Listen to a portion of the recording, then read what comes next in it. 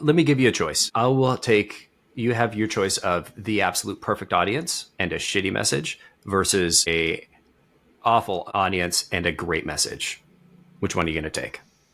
I mean, yeah, we definitely would take the first. But I think the argument you're trying to make is that AI SDRs are failing because of them not having human in the loop in targeting. And actually, I don't know if I completely agree.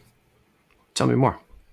Like, I think, so the natural advantage of AI is that it can basically parse through significantly more data and discern patterns that then can be used to determine who you should reach out to based off of your historical data as well as public web data and bespoke data points that you can get. Yes, Mhm. you could build that in Clay, but I mean, it's also possible that you could do this in like a much more simplified way just by giving kind of the ideal customer profile and signals and hypotheses for why they want to reach out to you and consistently testing that and more of like Mhm. a natural language interface. That's why I do feel like AI could play a stronger role in targeting the messaging. That's kind of my argument. But in I terms of gotcha. original statement, I agree. Like targeting is definitely 70% of the problem, but in terms of like where AI can help the most, I think it's in targeting versus messaging.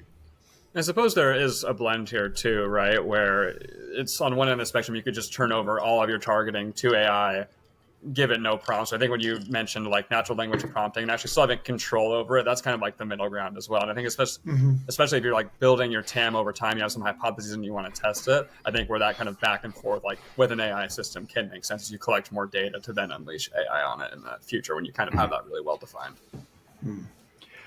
Yeah, I think I would agree that, I mean, obviously AI is way better than humans at all the data analysis and pulling in a much larger amount of context.